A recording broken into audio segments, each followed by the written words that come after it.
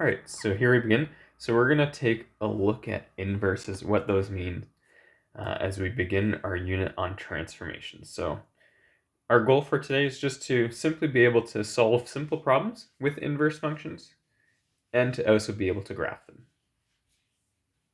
All right, so let's get to it. All right, think about this yourself. Since this is just a video though, we're just going to quickly go through it. So if you choose a number between 1 and 10, stick that number into the machine, double your number and increase it by 6, and what do you get? And this is just a reminder of what a function is. A function is just something that takes an input value and gives you some sort of output. We often write that as an equation, but again, it's just taking some number and outputting another thing. So let's just say in this previous example, maybe I'd chosen the question 2, or not the question, the number 2. If I double it, increase it by 6, you end up getting 10. So input of 2, output of 10. Okay. Now let's take the answer of 10 that I had, and let's stick it into this next function where we multiply it by 1, subtract by 3 twice, which will give us 4 in this case, and divide by 2. Well, look at that. This number that I ended up with, the 2, is the same number that I started with up here. And that's going to be the key to what we call inverse functions.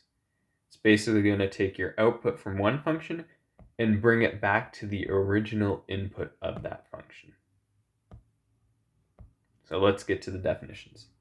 So the definitions, an inverse function is essentially the reverse of the original function. So what it does is it takes every output value and brings it back to the corresponding input value. Or another way to think of it is it essentially undoes the original function, and you can find it by using inverse operations. And we'll take a look at that, how we can actually determine what it is. One thing to be careful about though is we call it an inverse function, but we're going to see that it might not necessarily always actually be a function by the definition of what we know a function is. Okay, so yeah, here's like an example. The function could be you building a sandcastle. Again, the input might be the sand, the output is a sandcastle. You destroying the sandcastle, well, the input in this case would be the sandcastle itself. The output is getting back to just a lovely beach. But the one undoes the other. So again, we often think of functions as numbers and like equations, but it doesn't necessarily always have to be that. Okay, so let's take a look at some important notation. So the inverse of f of x is written as basically f with this, it looks like an exponent -1. I mean, it technically is like an exponent. It's written up above, but it's very different from our usual definition of if you have -1 as an exponent. Because normally, if you had, let's say, a number 2 to the -1, that would be 1 over 2. But when we're talking about functions and function notation, it is not the same as doing 1 over the function. So that is very, very important. That will make a huge difference. It's not going to be able to take those output values and give you back the input values from your original function. So just be very careful of that as you go through finding inverse functions. Okay, so let's just take a look at some very basic examples and then we'll build up from there.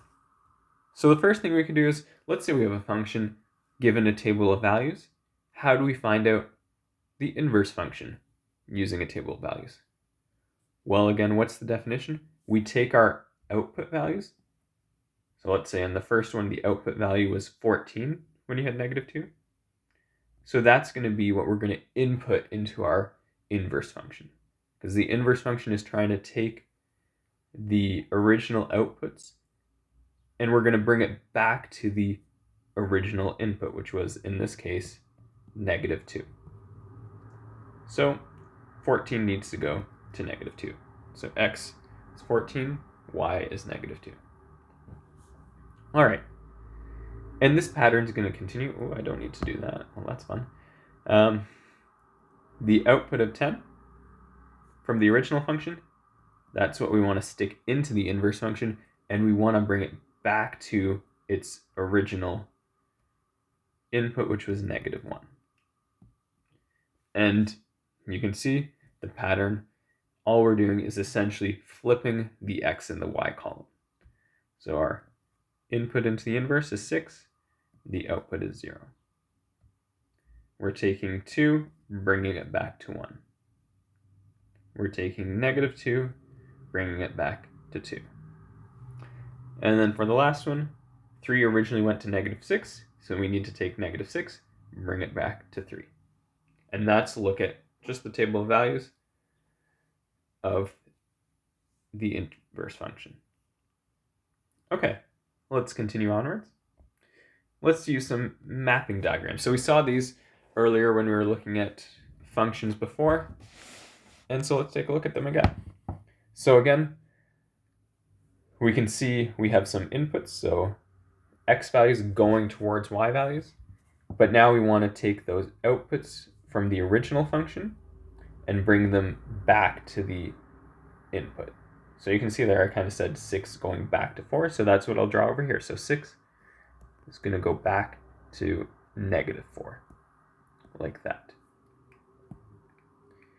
Same thing with the next part. So we have -2 goes to that number 3 I circled, so we're going to take 3 and bring it back to -2.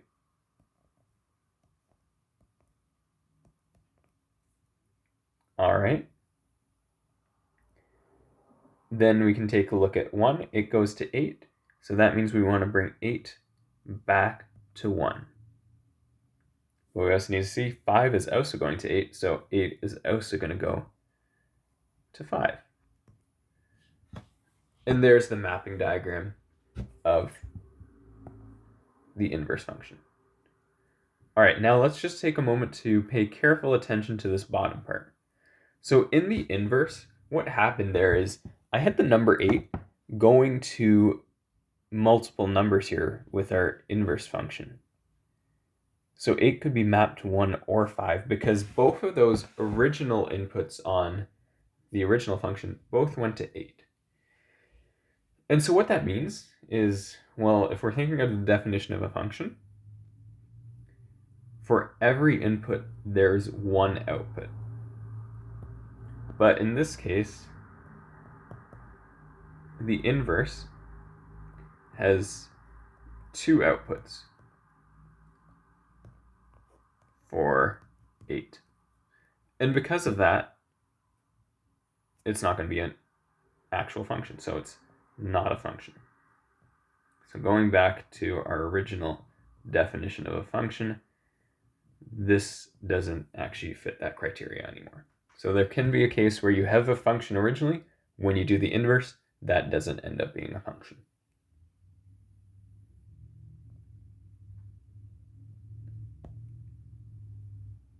All right, I'll leave this up for a moment. You don't need to record this down, but just think about this question. And in 5 seconds, I will write the answer down.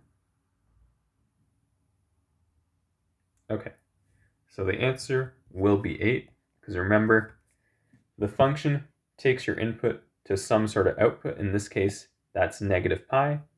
The inverse function takes that output, brings it back to the original input. So that's going to be 8.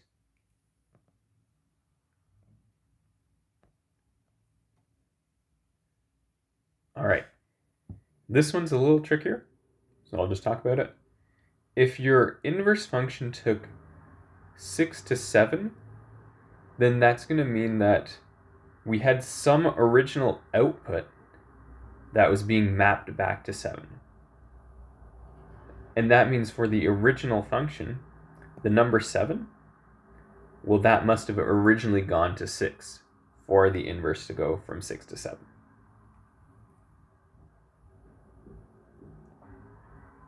Okay, now let's go over graphing inverses. So given a function f with coordinates x, y, the inverse function has just the opposite coordinates. So you just flip the y and the x value. And that's kind of based off that table of values that we saw before. And this is going to lead to some special values. So there's going to be points on the line y equals x, where x and y are equal. So if you flip those 2 points, nothing's going to happen. And so we call those points invariant points. So that's an important definition to remember. So something like the point 33, if you had that on your original function, that would not be changing at all when you take the inverse. So it would be an invariant point. Or if we look at our diagram here, you can see here, there's certain points where the inverse function is kind of crossing over the original function, and that's occurring along the dashed line, which is the line y equals x. So those are invariant points.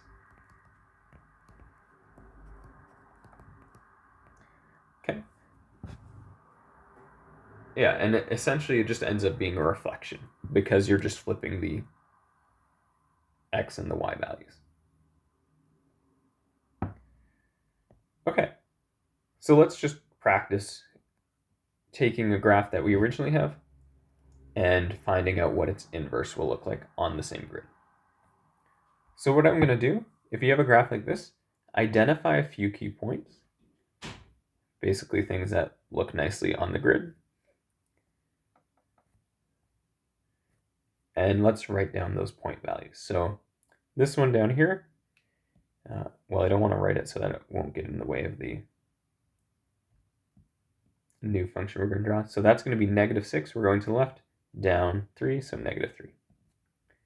So what I'm going to do is just off to the left here, let's write down our original points, -6, -3. And then I'm going to use this kind of fancy notation, the arrow with the little line. That's just going to say where is that point being mapped to, or where is it being brought to when we take the inverse. So when we take the inverse, we're just flipping the coordinates, so -3, -6. So that would mean, when I draw that down, we will be down here on the graph. And we'll do that some more times. So find your next point. So this point that I'm pointed out, that is the point -3, 1. That's going to be mapped to then 1, -3. So I'll plot that point down, and we'll continue this. So next is -1, 1. Flip the coordinates, 1, -1. And let's plot that down. Let's take a look at the second last point. So the point 3, 3. Oh, and look at that. You have the same coordinates, so when you flip it, nothing happens. So that's an invariant point there. So we're going to see that point's not going to move. So I can just fill it in with the black there. The last point here, that is the point 5, 3. So that becomes 3, 5. So up here. Okay. So now let's go ahead and just fill that in. If you have a ruler, that's the best way to do this. So since we had lines, we can just draw lines connecting these dots.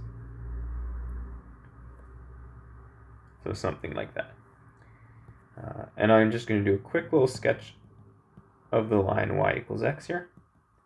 So if you look at that line y equals x, you can kind of see that it's reflecting that original function over that.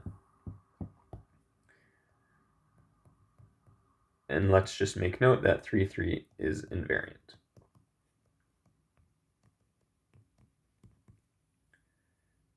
So that was f of inverse of x.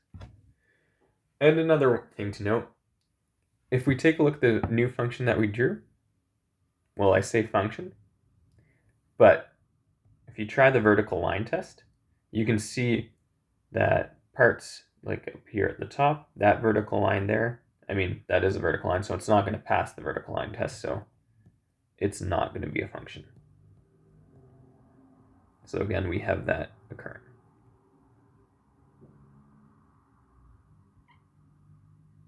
All right, and that answers this next question. So if f of x is a function, inverse of x is not always a function.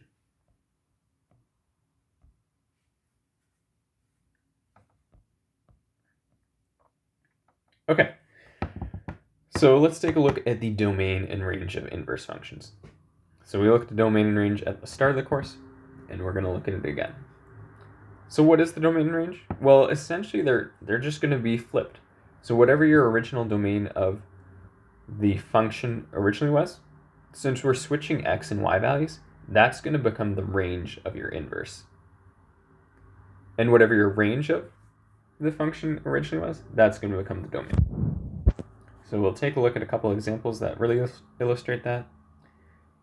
But yeah, the key idea, the reason why this is happening is simply because we're in a sense just changing the x and y values. So that's going to change the domain and the range values. Okay, so this is going to be an important process to go through, which is to be able to find the equation of an inverse. So to find the actual equation of an inverse, let's say we're given an equation with our function.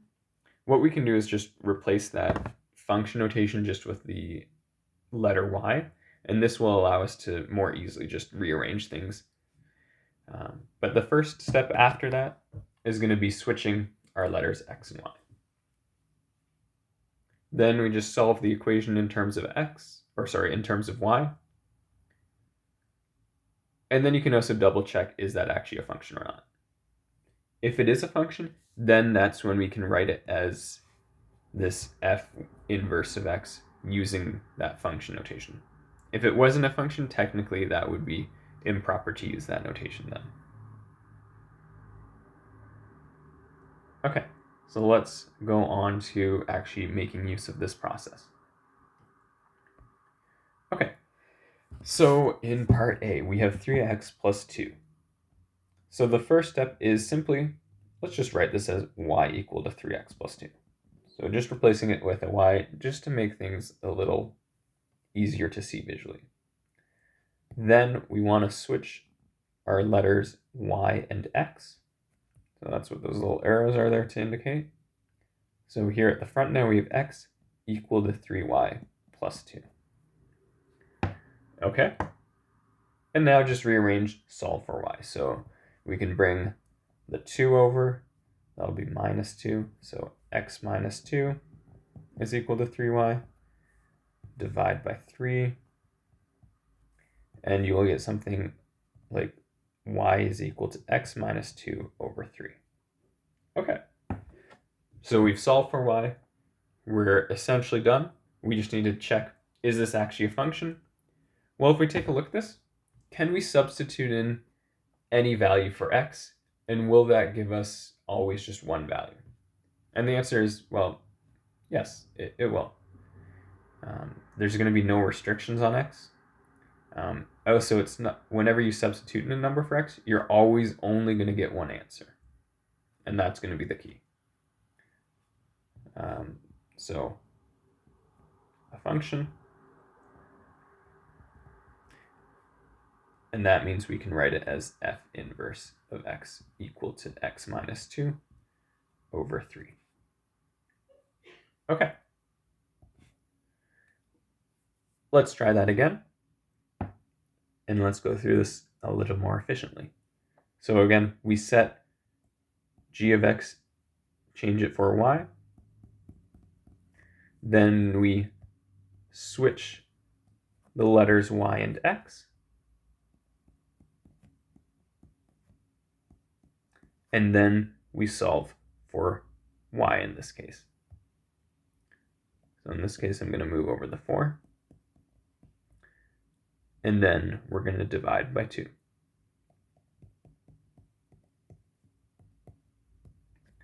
And again, just double check, is it a function or not? And again, if I substitute in any number for x here, there's nothing that's going to cause multiple answers to show up. So you do have a function. So check that off. So we can write it as f inverse. Oh, sorry. We don't want to do f inverse because we have the function g. So we'll need to use g inverse of x is equal to x plus 4 over 2. And that's a look at finding the inverse. Yeah, is the inverse of a linear function always linear? Take a moment to think about that. You can pause if you'd like to. I'll go through the answer now, though. So the answer is no, actually. Almost every case it is, but in the case that you're originally given, let's say, a horizontal line, the inverse of that horizontal line is actually just going to be a vertical line. And that vertical line is not a function. And so that is the one case where you end up having the inverse not being a function. Okay, now let's take a look at some of these questions involving calculations with inverses. And let's just remind ourselves of a little bit of inverse, or not inverse notation, but function notation. So what does f of 4 mean? That just means substitute in 4 wherever you have your x value. And so you could substitute in that 4. 2 times 4 will give you 8. 6 minus 8 gives you 2. Okay, so that should be familiar for everyone. Next, we have this thing asking for what is the inverse of 2? Well, we're going to need to actually calculate what the inverse function is. So let's do that. So what I will do is I'm going to just rewrite y equals 6 minus 2x here. We're going to rearrange it like before, where we switch the x and the y. And then let's solve for y. So we're going to have 6 plus x on the left is equal to negative 2y. Just make sure you keep that negative there. Don't lose that negative. And then, because we have that negative sign there, we've got to divide by negative 2. And so you're going to have x plus 6 over negative 2 equals to y. And we don't really like having negatives in our denominator. So what you could do is you could apply the negative to the top. So instead of x plus 6, you'd have something like negative x minus 6 over 2 is equal to y. Okay, and that is a function, so we can write that as f inverse of x is equal to minus x minus 6 over 2. All right, now that we've done that calculation, now we can actually go through and figure out these inverse values. So f inverse of 2, that's just going to be negative 2 minus 6 over 2. And that's going to give you negative 4. And there we have it. Oh, I realized, sorry, I made a slight mistake before.